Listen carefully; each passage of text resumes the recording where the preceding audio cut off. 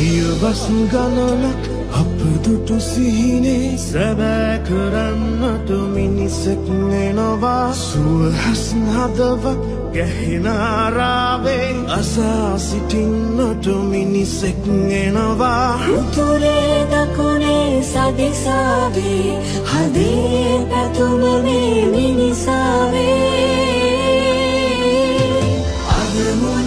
මේ වෙනකොට 27ක් තියෙනවා. එන්ජිමයි ගියර් බොක්ස් එකයි තියලා ඔක්කොම හදන්න ලක්ෂ 100ක් ගියත් ලක්ෂ 200ක ලාභයක් තියෙනවා රජයට. පාසල් බස් රථ වලට වායු සමීකරණය කරන ලද බස් රථ දාන එක තමයි අපි බලාපොරොත්තු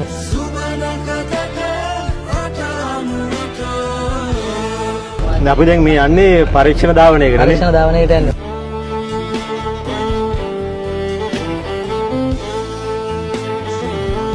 සාමාන්‍යයෙන් අපි දවස් 8ක් විතර ඇතුළත එක බස් එකක් එළියට දානවා.